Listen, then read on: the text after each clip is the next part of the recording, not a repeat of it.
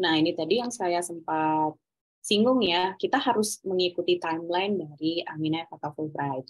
Setelah kita dinyatakan lolos administrasi, kita akan masuk ke tahap selanjutnya, yaitu seleksi wawancara. Nanti pas seleksi wawancara, karena tahun saya waktu itu masih COVID, jadinya dilaksanakannya via online. Cuman karena sekarang sepertinya udah mulai membaik ya, sepertinya akan offline lagi. Nanti akan ada 3 pewawancara, yang 1 orang Amerika, dan 2 itu alumni Fulbright.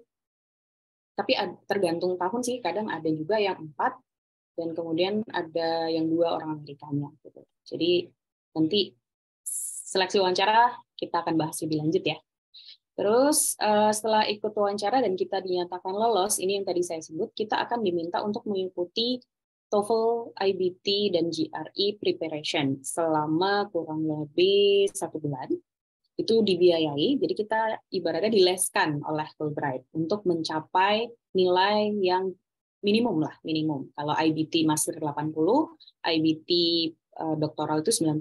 Dan untuk GRE, ini nggak ada minimumnya, cuma kita melihat universitas yang kita tuju minta minim standarnya berapa. Dan setelah itu setelah menjalani preparation program, kita akan diberikan jatah untuk melaksanakan tes, dan itu free. Lalu setelah kita dapat, setelah dilesin, dapat nilai minimum sesuai harapan Fulbright, yaitu 80 untuk master. Nah, kita nanti akan diminta untuk memberikan 5 universitas yang menjadi opsi kita. Misalnya daftar California gitu ya, terus kemudian ada daftar Pennsylvania, terus kemudian ABCDE gitu ya. Kita punya 5 opsi ibaratnya gitu. Nah, itu silahkan di ranking, nanti mereka akan mengirimkan email ke kita mana-mana aja sih yang kita inginkan university preference-nya, terus kemudian kalau misalnya mereka memiliki opsi yang lebih baik, contohnya misalnya waktu itu saya direkomendasikan untuk ke North Carolina.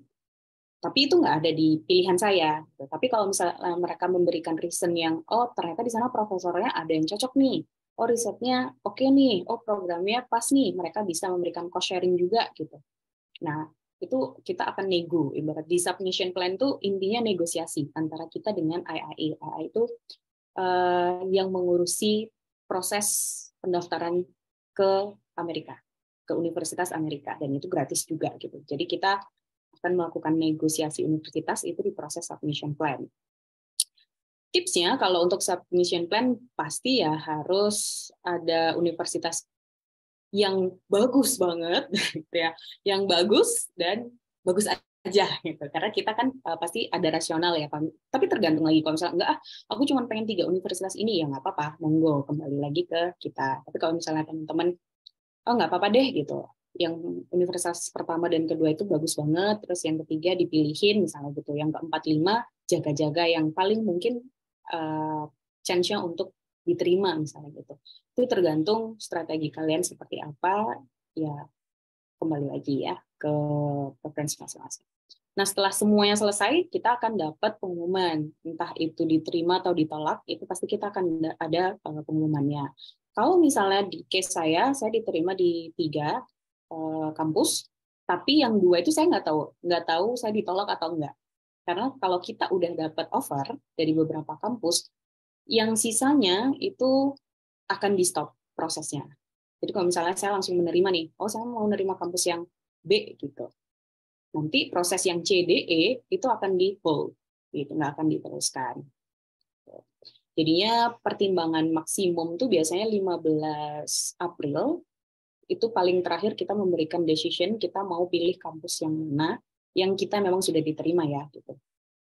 Nah, setelah semuanya selesai, baru kita ada orientasi keberangkatan. Jadi sebelum berangkat ke US, nanti kita akan ada kumpul bareng Fulbrighter yang lain, terus ada orientasi tentang do's and don'ts, kemudian tips trik gitu ya untuk bertahan di Amerika seperti apa.